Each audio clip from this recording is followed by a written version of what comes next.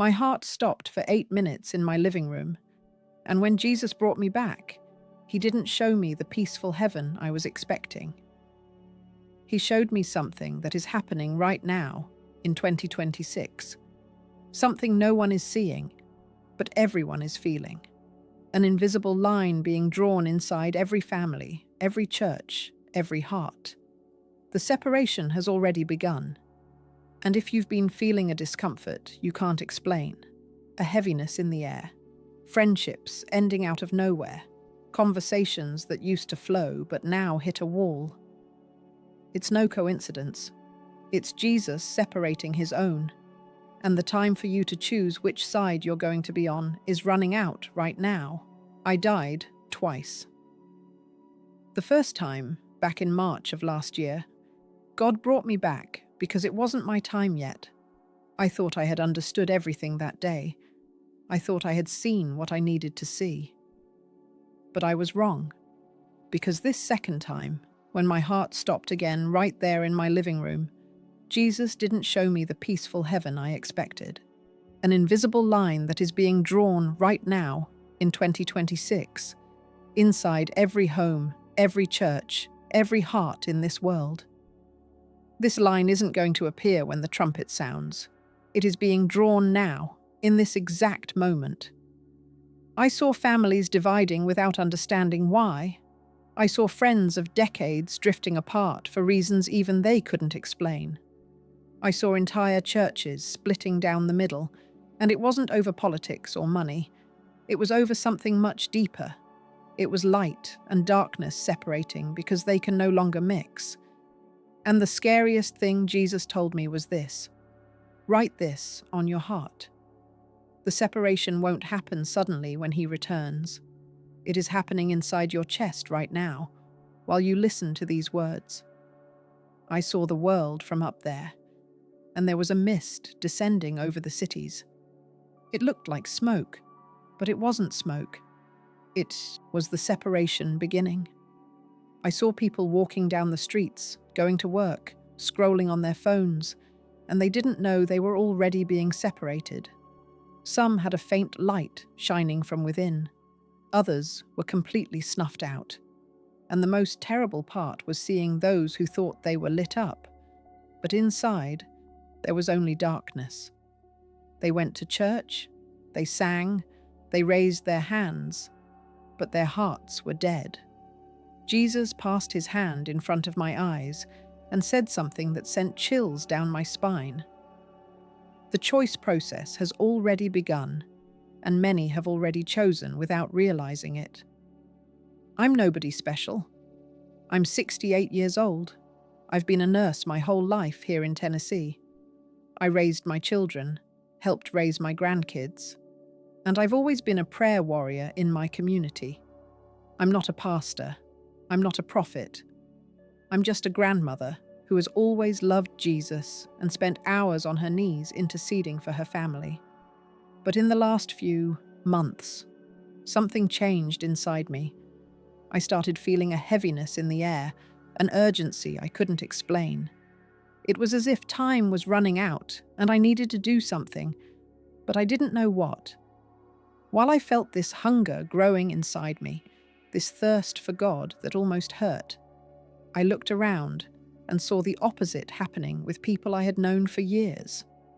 Prayer partners who suddenly stopped coming to meetings, church folks who started skipping service, and when they did come, they seemed to be there only in body. Conversations about Jesus that used to flow naturally became tense, uncomfortable. I tried to talk about holiness, about seeking more of God, and people would change the subject. It was as if an invisible wall had been erected between us, and I didn't understand why. Then came that day. It was a Tuesday afternoon. I was home alone, kneeling there in the living room, praying for my youngest granddaughter. She had drifted away from church, started dating a young man who didn't know the Lord, and my heart was breaking for her. I was asking God to open her eyes, to bring her back to the path, when suddenly I felt a sharp pain shoot through my chest. It wasn't like the first time. It was different.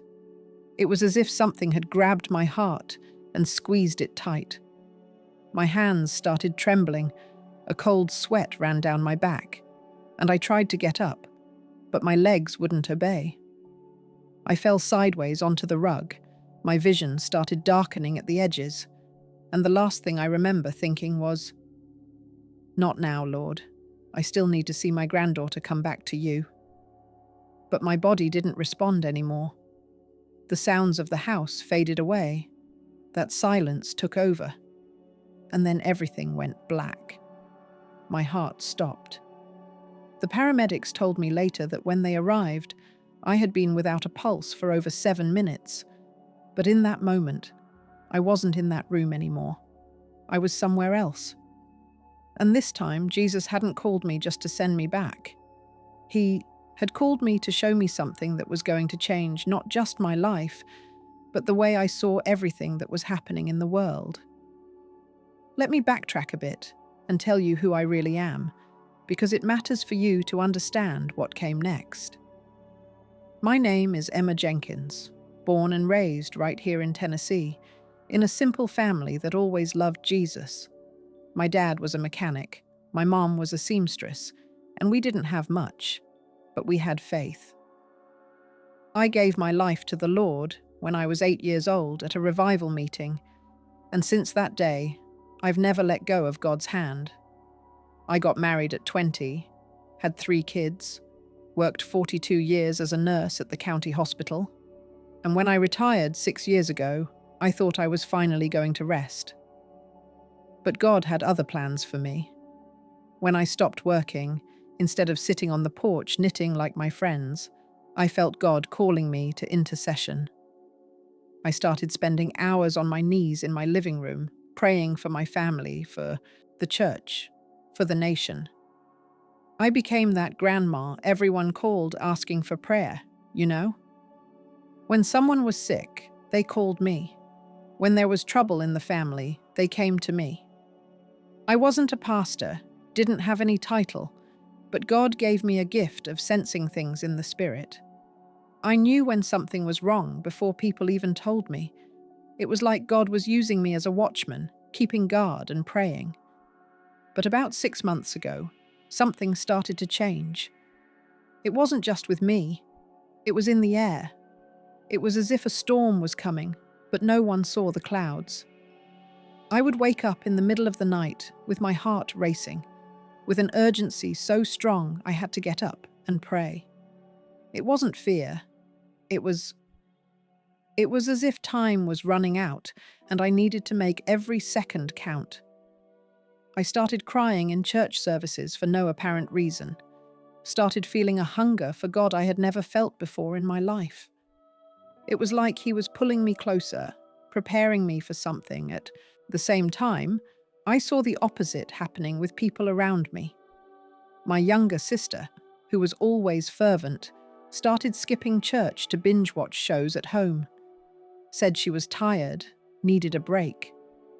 Friends of decades at church started fighting over politics on social media, over things we never even used to discuss.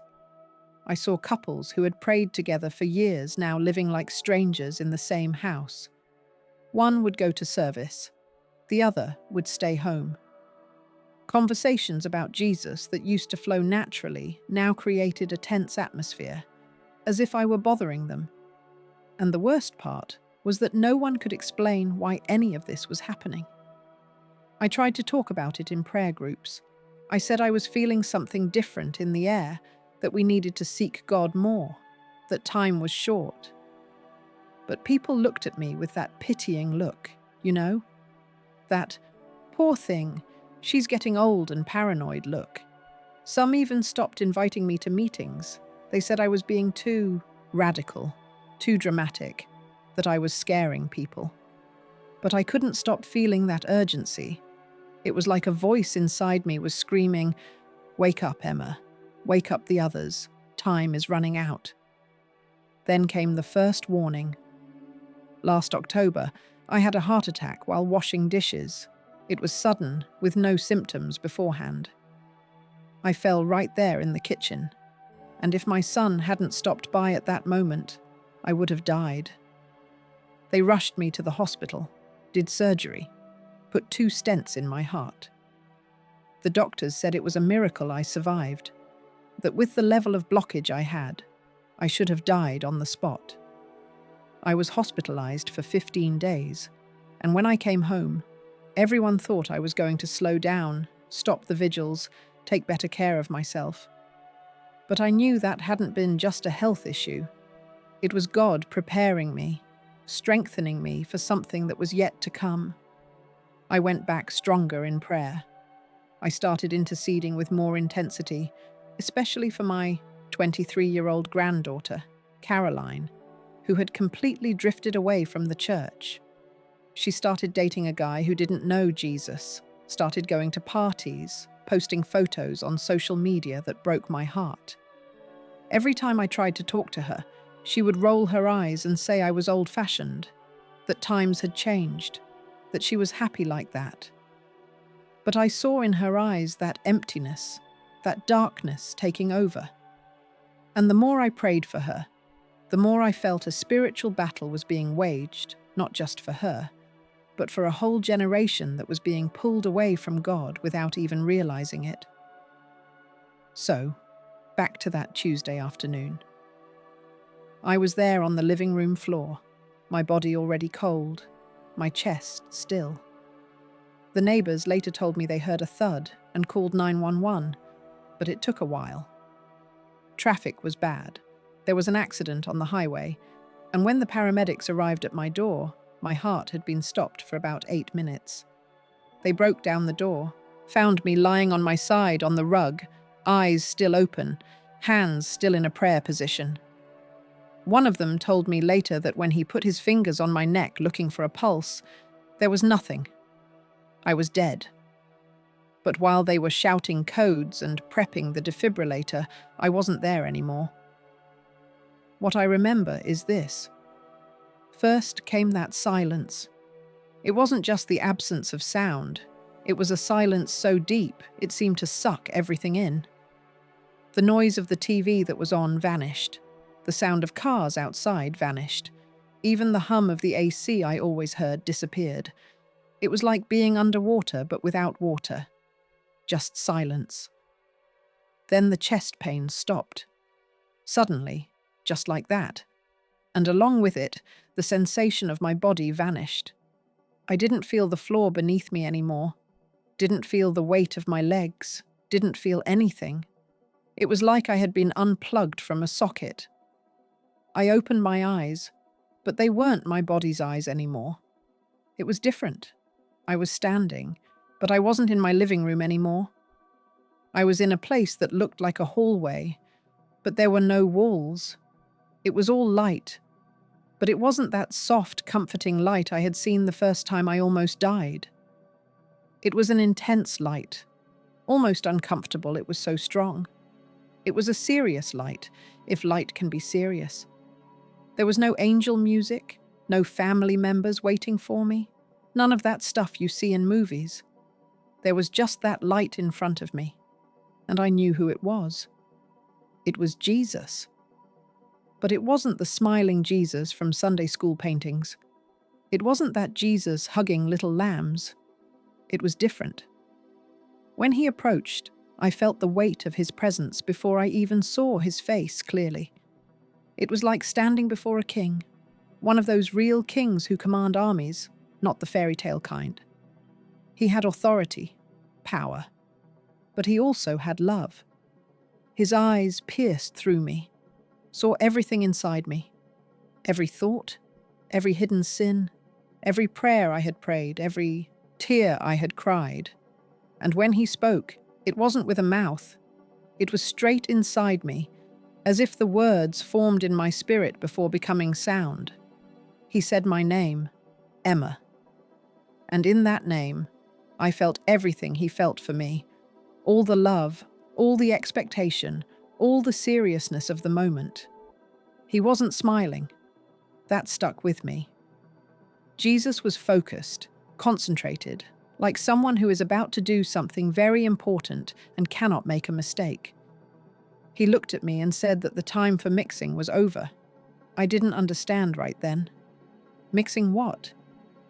But before I could ask, he extended his hand to me, not to hug me, but to call me. Come, I need to show you something. And there was urgency in those words. There was weight. It wasn't a gentle invitation. It was a serious call. I felt fear, but not that fear of being punished. It was a reverent fear, that fear of someone who knows they are about to see something that will change everything. I took his hand, and it was like touching living fire. It didn't burn, but it was intense. I felt energy rush through my spiritual body, and suddenly we were somewhere else. It was like we had gone up, but there were no stairs, no movement. We were just at another point, very high up. I looked down and saw the earth. Not the way you see it on a globe or a map. It was different. I saw the cities, saw the houses, saw the people, saw everything at once, as if my vision had been zoomed in a way my human brain could never process. And that was when I saw it. There was a mist descending over the world. It looked like grey smoke, but it shimmered strangely. It covered entire neighborhoods, entered houses, wrapped around people. Jesus pointed down and said something that made my spirit tremble. The separation has begun, Emma, and I have come to show you the signs, so you can warn those who still have ears to hear. My spiritual heart raced. Separation. What separation? But he was already guiding me, showing me things I didn't have words to describe properly. And that was when everything I had felt in the last few months made sense. That urgency, that heaviness in the air, that hunger for God that hurt. It wasn't paranoia. It was God preparing me to see what many weren't seeing. The line was being drawn. And I was about to understand how. Jesus pointed down, and I saw millions of people at once. It seemed crazy, but I could see every single one of them in a way that's impossible to explain. And inside each person, there was a light. Some shone brightly, others were dim, flickering, and many were completely out. Jesus passed his hand in front of my vision, and everything became clearer. He said the first sign of the separation was invisible to human eyes, but real in the spiritual realm. It was hunger. That hunger for God I had felt in the last few months wasn't just mine. It was shared by all who belonged to him. I saw a woman kneeling in her bedroom crying, alone, in the middle of the night.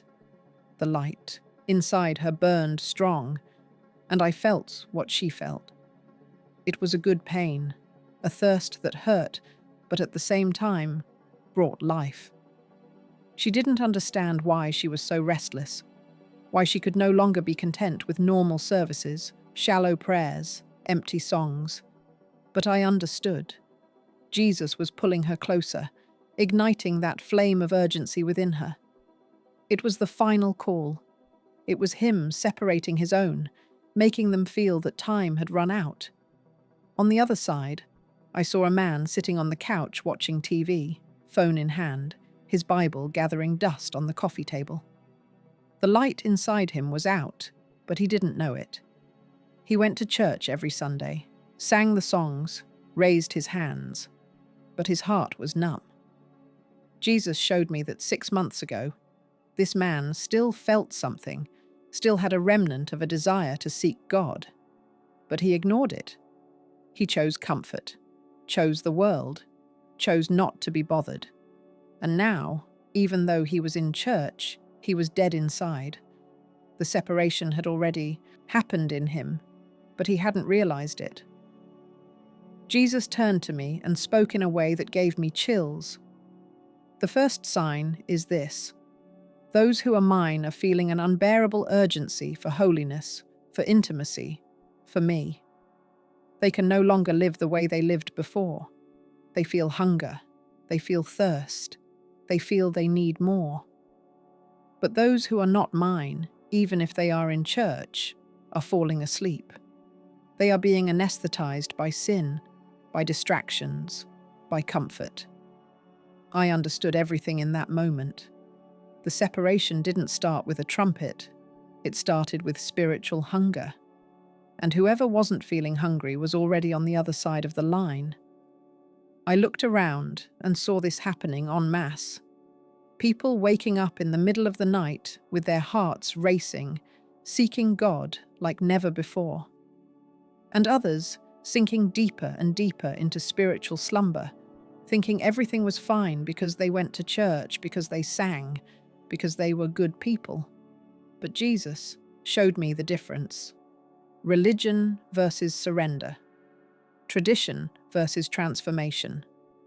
Those who were his were being bothered, nudged, pulled.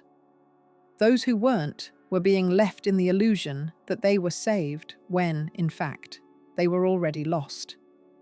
And all of this was happening right now, in 2026, inside every home, every heart. Jesus changed the vision, and suddenly I was seeing families, not from the outside, but from the inside. I saw what was happening in living rooms, bedrooms, conversations. And what I saw broke my heart. I saw a mother trying to talk about Jesus with her daughter, and the daughter rolling her eyes, annoyed, shutting down. It wasn't a normal family fight. It was something deeper. The mother had that light burning inside her. The daughter was dark, and they could no longer connect. It was as if they spoke different languages, even living in the same house. I saw couples sleeping in the same bed, but spiritually they were miles apart. One woke up early to pray. The other stayed in bed complaining about the noise. One wanted to go to service, the other made excuses. One cried, asking for revival. The other laughed, saying it was exaggeration. Jesus showed me that this wasn't just a difference of opinion or a phase. It was light and darkness no longer being able to mix. The presence of God bothered those in darkness, and darkness suffocated those in the light. The separation was splitting families right down the middle. Then he showed me friendships. I saw two women who had been best friends for 20 years, always together, always talking, always praying for each other. But in the last few months, something changed. One started seeking more of God, the other started drifting away. Conversations became tense. When one talked about holiness, the other said she was being radical. When one invited her to pray, the other made an excuse, until they stopped talking. And neither of them really understood what had happened. But Jesus explained it to me. It wasn't a human fight. It was spiritual separation. He said that where light enters, darkness cannot stay, that you can't mix them anymore, that the times of coexistence between true believers and false believers, between light and disguised darkness, were over. His presence was intensifying in those who were his, and that automatically expelled those who weren't. It wasn't by human will, wasn't by judgment or intolerance. It was the natural process of separation, like oil and water. At first they seem mixed, but when you stop stirring, they separate on their own. And that was what was happening now in 2026. I saw churches splitting, not over doctrine, not over money, not over leadership, but over something deeper. One part of the church was on fire, weeping, seeking holiness, wanting intimacy with Jesus.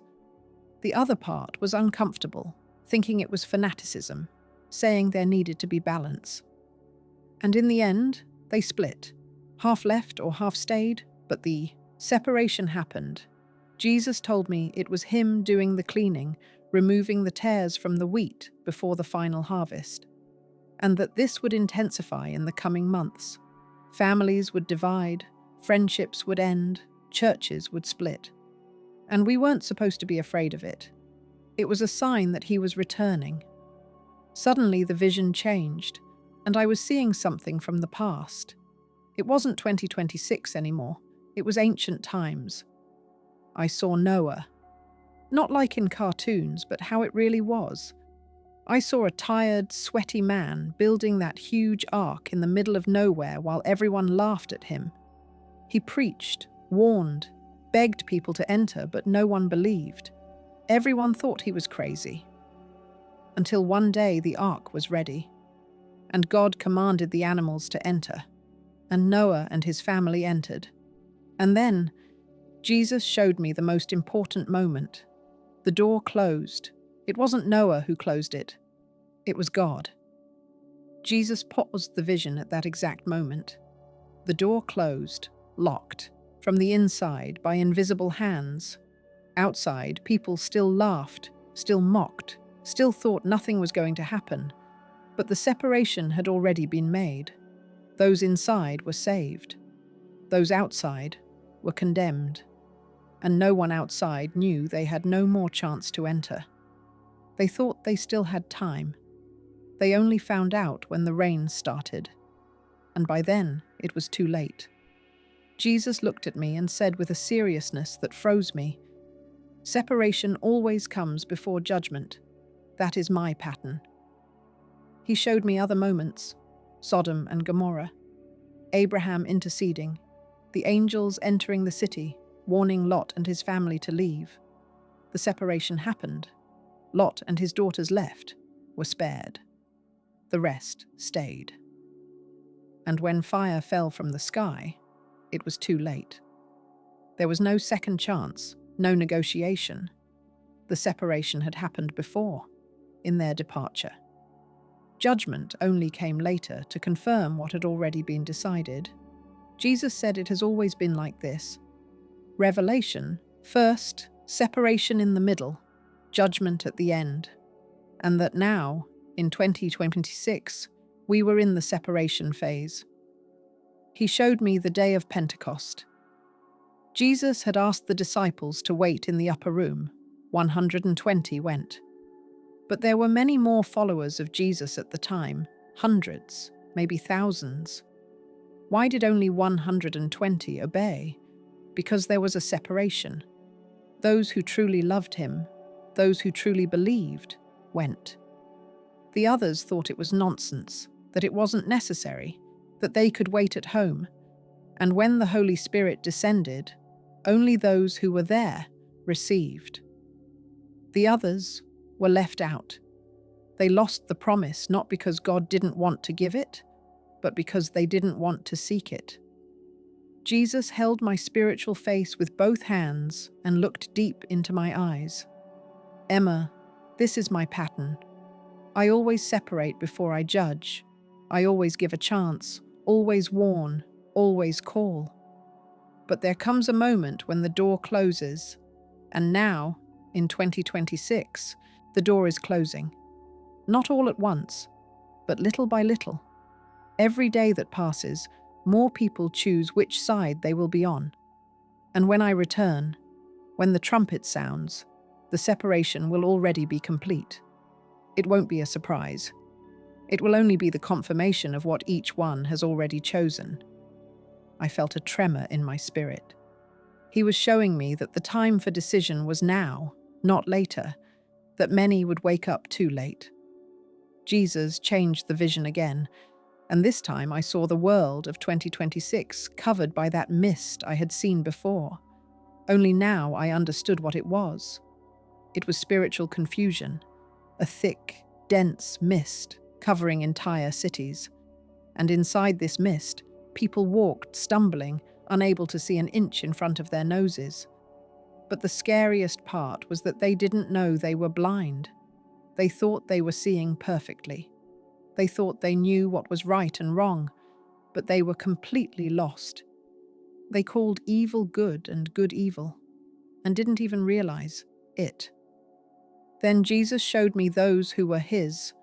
They were also inside the mist, but it was different. They could see through it. It was like they had special vision, like eagles. They could identify a lie instantly, discern spirits, see through the masks people wore.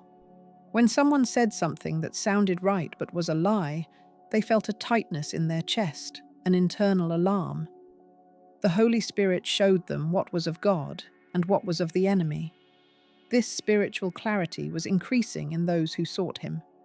On the other side, those who were not his were increasingly confused. Jesus showed me a woman scrolling through her phone feed. News after news, opinion after opinion, everyone saying something different. She could no longer know who to believe, what was truth, what was lie. She spent hours on social media trying to understand the world, but came out more confused than she went in. She had no discernment, no foundation. She thought she was informed, but she was being deceived, and the more she sought answers outside of God, the more the confusion grew. Jesus explained to me that the separation was also happening at the level of understanding. Those who were his were receiving clarity, revelation, supernatural discernment. They could see the signs of the times, understand what was happening in the spiritual realm, identify deception before falling for it. But those who were not his were being handed over to spiritual blindness. Even if they read the Bible, they didn't understand. Even if they went to church, they didn't grasp it. It was like they had a veil over their eyes. And that veil was getting thicker every day that passed. He showed me that this was intentional, that it was part of the separation. God was giving clarity to his own and allowing the others to sink into confusion so that the choice would be obvious. Whoever sought him received light. Whoever sought the world received darkness. And the difference between the two groups was becoming so great that soon there would be no way to hide it. It would be obvious who was of God and who was not. The mist would completely separate light from darkness. And when Jesus returned, no one could say they didn't know, didn't see, didn't have a chance to choose. The clarity or confusion in which each one was living already showed which side they had chosen to be on.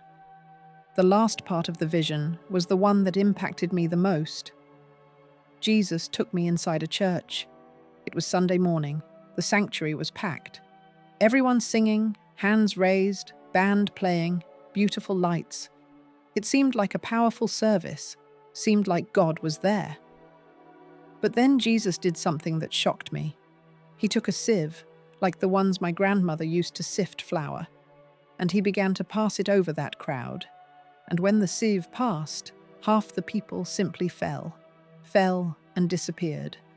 Only half the people who were there remained. I looked, frightened, and asked without speaking, just with my thoughts, "What is this?" Jesus explained that those people who fell were the ones there for religion. They went to church out of habit, tradition, because their family went, because they thought it was the right thing to do. They sang the songs, raised their hands, even cried sometimes. But their hearts were far away. They had no intimacy with him, didn't seek him at home, didn't talk to him, didn't truly surrender. They were Sunday Christians, Christians in appearance. And the sieve of separation was revealing that.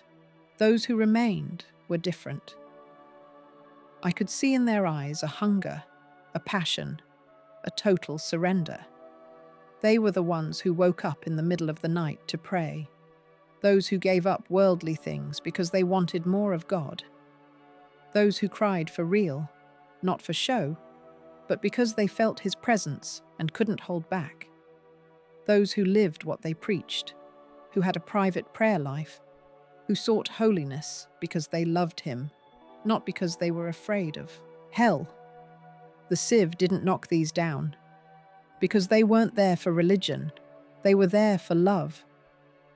Jesus turned to me and said something that marked my soul. "Emma, I don't want religion. I want total surrender. I don't want people who seek me on Sundays and forget me the other days. I don't want people who sing my songs but live like the world. I don't want people who know verses by heart but don't truly know me. I want intimacy. I want a people who love me above all else, who choose me even when it costs dearly, who seek me in the middle of the night because they can't bear to be apart from me. That is the people who will go up when I return. He showed me that the separation was happening mainly inside the churches. Many who thought they were saved, who were certain of salvation because they went to church and did good works, were actually lost. Because salvation doesn't come from religion, it comes from relationship. It doesn't come from works, it comes from the work of Christ on the cross, accepted with the heart. And there are many people who say they accept Jesus with their mouth, but their heart is far away. Jesus said that when he returns, there will be many surprised believers left behind, because the sieve is already separating now, those who have true intimacy from those who only have the appearance. And this separation will become increasingly clear until the day he appears in the clouds. Suddenly, everything stopped.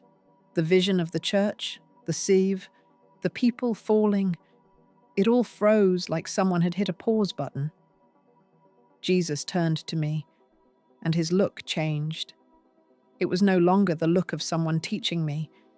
It was the look of someone about to send me back. My spirit understood before my mind did. No, I thought. Not yet. I want to stay here. I want to see more.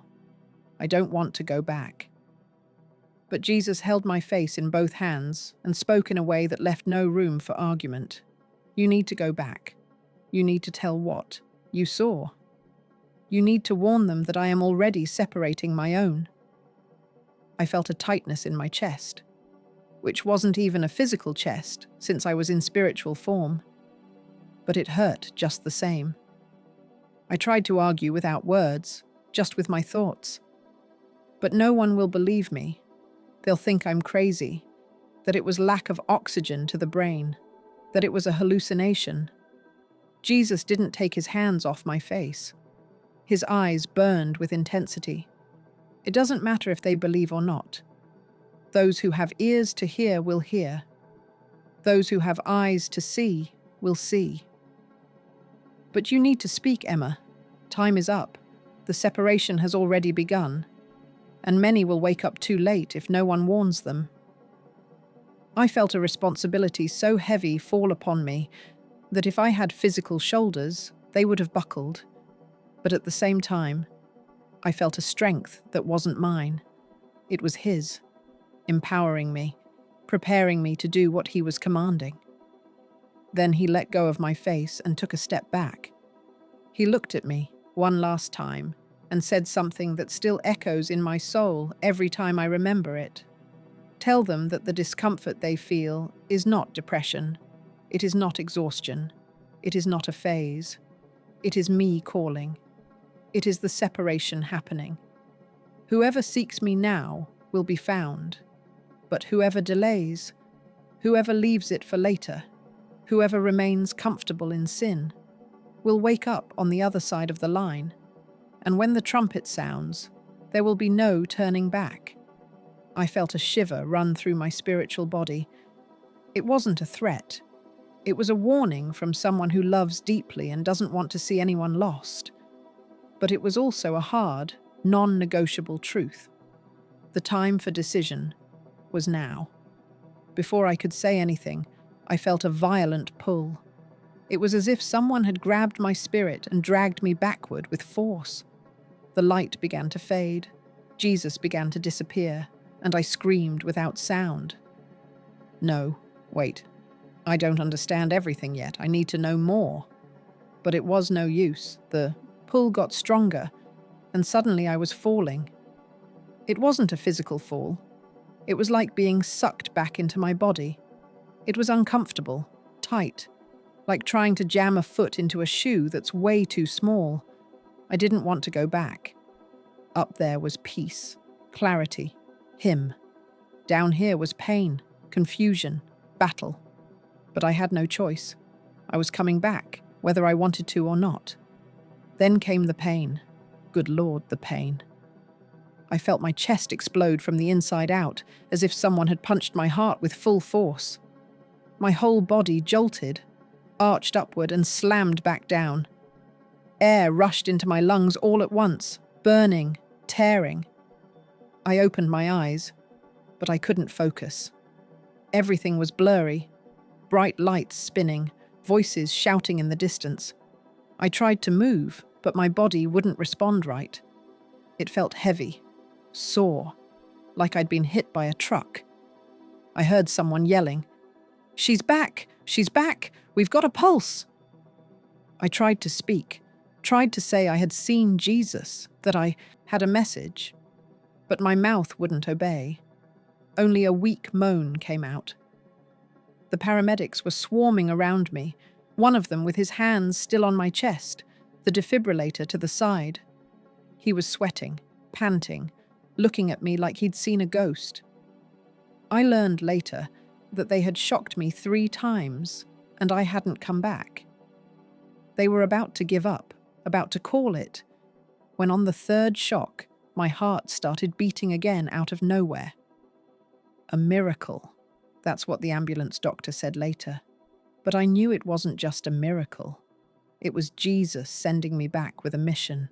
It was him giving me more time, not to rest, but to work, to warn, to scream if I had to. The separation had already begun, and I had seen it. And now I had to make everyone else see it too. They took me to the hospital, admitted me to the ICU, ran 1,000 tests. The doctors didn't understand how I had survived. The time I went without oxygen should have left severe brain damage, but it didn't. Everything was working perfectly. My children arrived frantic. My granddaughter Caroline came too, crying, saying it was her fault, that I had died praying for her. I held her hand, still weak, and managed to whisper, "It wasn't your fault. It was God's time. He showed me things. I need to tell you." She looked at me confused, but wiped her tears and nodded. I stayed 5 days in the hospital, and every single day, everything Jesus had shown me played in my head like a movie on loop. The mist descending, the line being drawn, the sieve separating, the door closing. And the question that wouldn't leave my mind was, how much time is left? How much time until it's too late for those still sleeping? When I left the hospital, I wasn't the same person anymore. Not physically. Physically, I was a wreck, weak, needing help with everything. But inside, something had changed in a way I couldn't quite explain. It was like I had come back with a weight on my shoulders, an urgency burning in my chest that wouldn't leave me in peace even when I tried to rest. My kids thought I needed time to recover, wanted me to stay quiet, not to overexert myself. But I couldn't stay quiet. Every time I closed my eyes, I saw that mist descending over the world. I saw the line being drawn. I saw people falling through the sieve. And I heard Jesus' voice echoing inside me. Warn them. Time is up. Warn them. The first week home, I called the women from my prayer group. Some came out of politeness, others because they truly cared. We sat in my living room, on that same rug where I had died, and I told them everything. I spoke of the light, of Jesus, of the separation that had already begun, of the 5 signs he had shown me. Some wept, feeling the weight of what I was saying, but others gave me that pitying look again, that look that says, "Poor thing, she went through trauma and is confused." One of them even suggested I see a therapist, that maybe I had PTSD, but I wasn't confused. I had never had so much clarity in my life, and it was in that moment I understood what Jesus had said. Those who have ears to hear will hear. The others, even if you scream, won't listen. But I couldn't stop. I started talking to everyone who crossed my path.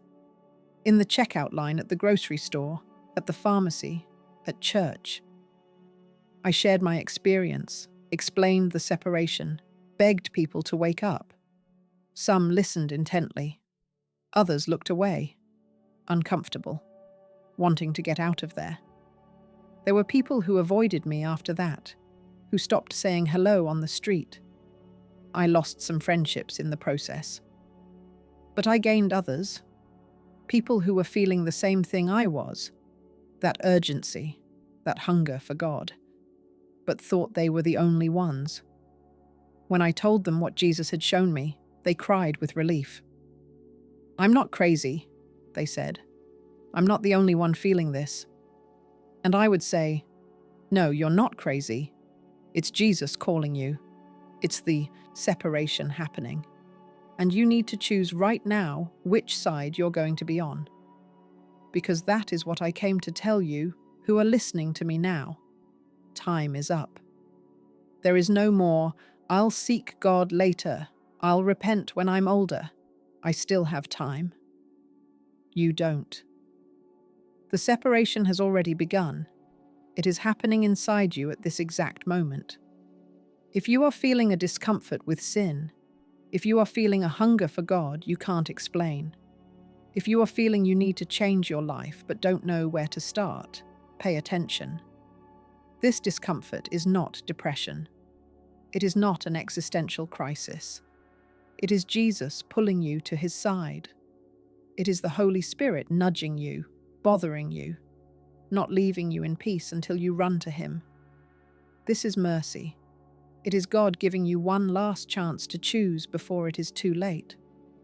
But if you are comfortable in sin, if you go to church but live like the world, if you sing the songs but have no intimacy with Jesus, if you think, everything is fine because you are a good person and do good works, wake up. You are on the other side of the line and don't even know it. The sieve has already passed over you, and you fell through. You are in the midst of confusion, and you aren't seeing. And if you continue like this, when Jesus returns, you will stay. Not because he doesn't love you, but because you chose to stay. The separation isn't sudden, it is daily. Every day you wake up and choose. You choose to seek him or seek the world. You choose holiness or sin. You choose intimacy or religion. And these daily choices are what will determine which side of the line you will be on when the trumpet sounds. I saw the fate of those who stay. I won't lie and say I didn't see it, because I did. Jesus didn't show me the details, but he let me feel it, and it was enough. It was a void so deep, a darkness so dense, a despair so absolute, that if I had kept feeling it for more than a second, I would have lost my mind. And to think that there are people walking toward that destiny right now, thinking everything is fine, thinking they have time, it tears me apart. That is why I can't stay quiet.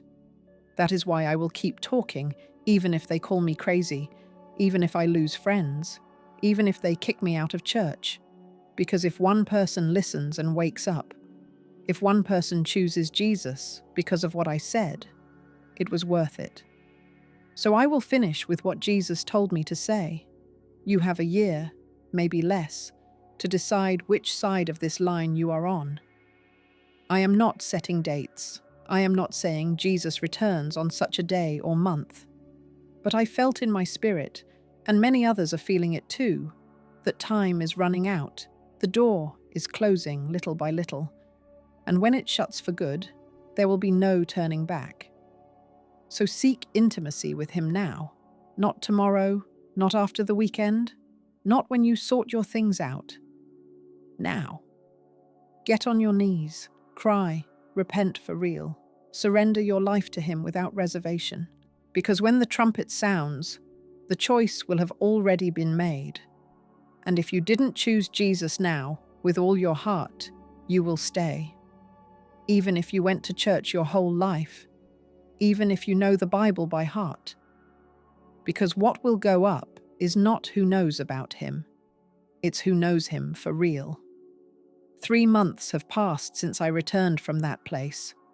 3 months waking up every day feeling the weight of that mission Jesus gave me. Some days are hard. Some days I feel tired, too old for this, too small to carry such a big message. But then I close my eyes and see it again. I see that mist descending. I see the line being drawn. I see people falling through the sieve. And I know I cannot stop. I cannot be silent. Because every person who listens and wakes up, every heart that turns back to Jesus because of this, is one less soul on the other side of the line. And that is worth any criticism, any mockery, any loss I have to face. The truth is this: the separation won't wait for you to be ready. It is already happening now, while you live your life, go to work, take care of the kids, scroll through your phone. Inside you, a choice is being made every day. You are either getting closer to Jesus or drifting away. You are either lighting the lamp or letting it go out. You are opening your heart to Him or closing it. And these small daily choices are what will determine where you will be when everything changes. It won't be a surprise. It won't be an injustice. It will just be the confirmation of what you have already chosen. And the burning question is, what have you been choosing? Look around you. Look at your friendships, your relationships, your spiritual life. Have you been feeling that discomfort I talked about? That urgency to seek more of God? Or are you numb, comfortable, thinking everything is okay because you go to church and don't hurt anyone? Because I need to tell you a hard truth. Religion doesn't save. Tradition doesn't save. Being a good person doesn't save. What saves is the work of Christ on the cross, accepted with all your heart. It is total surrender, true intimacy, genuine love for Him. And if you don't have that, if you only have the appearance of a Christian, but your heart is far away, you are lost even while sitting inside the church. So what are you going to do with what you heard today? Are you going to ignore it? Think it's exaggeration? The fanaticism of an old lady who went through trauma? Or are you going to stop, kneel, and ask Jesus with sincerity, Lord, which side of the line am I on? Because that is the most important question of your life right now. More important than your job, your bank account, your plans, your dreams. Which side of the line are you on? And if you aren't sure, if there is a doubt in your heart, then you need to seek Him now, not tomorrow, not after you fix your life. Now, because time is running out, and no one knows how much time is left. I don't know when Jesus is coming back. I don't know if it's this year, next year, or 5 years from now. But I know what He showed me. I know the separation has already begun. I know the door is closing. And I know that many will wake up too late. Don't let that be you. Don't let comfort, spiritual laziness, or love for the world cost you eternity. Because hell is real. It isn't a metaphor. It isn't a figure of speech. It is a place of torment and gnashing of teeth.